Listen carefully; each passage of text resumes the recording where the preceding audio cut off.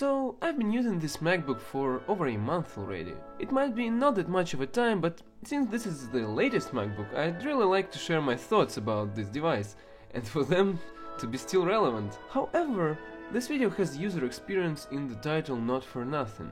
Computer feeling ain't my thing, so please do not expect some thorough review here with all the M1 deep tests and statistics and blah blah blah.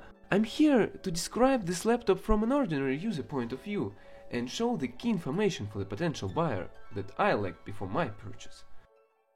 To be more specific, this is Space Gray MacBook Air M1 2020 with the 13 inches diagonal screen, 16GB RAM and 256GB storage capacity. I hope I called it alright. So, first of all, that's what it looks like. I don't really know what to compare it with for the size, to be clear. I can't call it heavy, neither I can call it light. Let's open it. And yes, it passes the famous MacBook test, obviously. Here is the first thing I've already disliked. The cool 4K Retina display is getting dirty so easily, and it's so hard to clean it. One of my biggest concerns was that I couldn't handle the 13-inch screen, that it would be tiny and I wouldn't take it seriously. But it's just fine. Since Air was made to be compact and easy to be carried, it is so amazing how they are still very suitable and comfortable for work.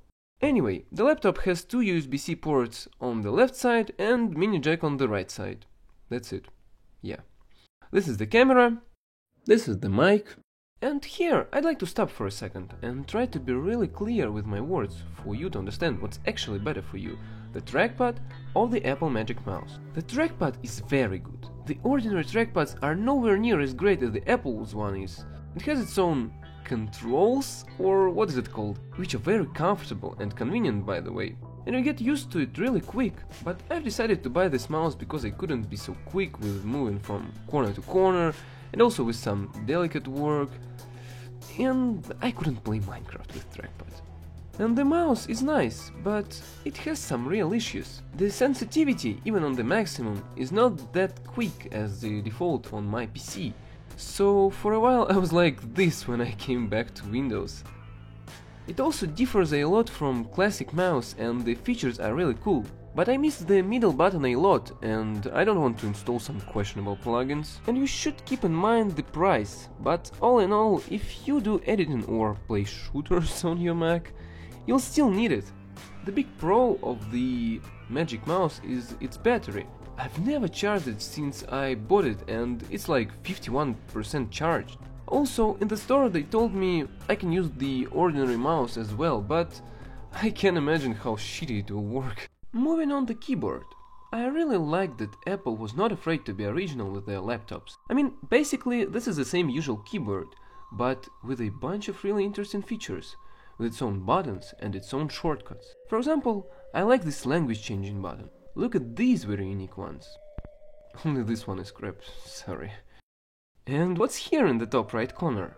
Oh, this is our entrance into the great world of powerful Mac OS. It is a technological masterpiece. Say what you want, but that is made for people. This is the operating system for the most comfortable use.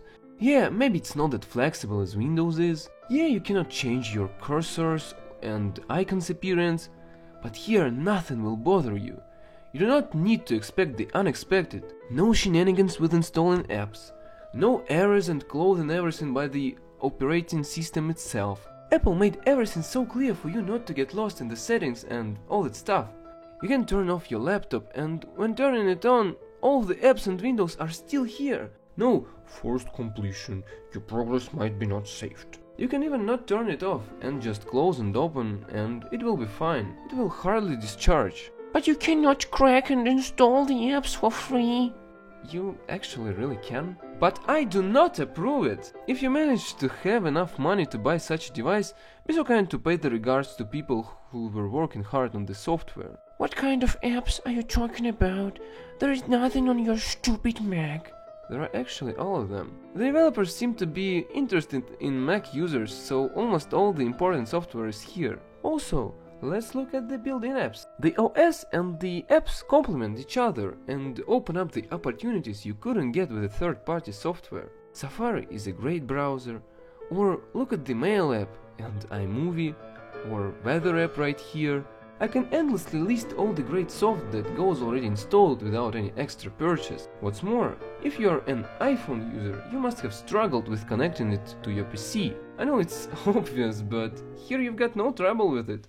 And so we come to one of the most important reasons why I've decided to buy the MacBook. And it is Apple's ecosystem. All the devices are connected to each other, so it provides a pretty awesome experience. Again, no problems with connecting your AirPods to the laptop, no problems with file export from your iPhone. You can share everything via AirDrop, even 4K videos. The music, the mail, the accounts and passwords you have on your iPad are all here. In addition to Touch ID, you can unlock your MacBook with your Apple Watch. Anyway, since we have a gaming channel here, even though it's obvious that no one buys MacBooks for playing freaking Minecraft, let's just check how some games would run on this laptop. And I want to warn you that most of the videos about gaming with M1 are captured on MacBook Pro, not Air, and that's just another cup of tea. So for instance, the Minecraft shaders they will show you working great in their videos might not even run 3 FPS on your Air. And so you can see Minecraft runs 60 frames per second. OBS may destroy it sometimes. And that's me playing with shaders. The crappiest ones, but still shaders. You should just look for it a bit harder. And this is totally accurate battle simulator. Also doing well. But of course everything can be pushed to the limits. Of course the laptop would struggle with Red Dead Redemption 2, but all in all, so simple time killers are working great here. Nevertheless, here I also want to mention one real con, and it's the battery. I've seen the guy who was like, I was editing the video and the laptop had worked for 2 days straight. No, that's bullshit. As a student, I can tell you that after about 5 hours of Zoom, it has like 40%. You might be fine with it, but I wish it were stronger. And I won't even say anything about its performance while playing Minecraft. All in all, I've met some minor bugs like I couldn't change volume in my AirPods or the changing language button lagged, but it's so easy to fix with restart, and these bugs are so damn harmless compared to all the freaking chaos I experienced with Windows and its applications crash and your progress get lost. To sum up, this is a great device. I'm really glad about my purchase and I highly recommend you trying macOS if you've never used it before. I might have not experienced it enough, but all in all, so many men, so many minds. Hope you enjoyed, and I see you all in my next video.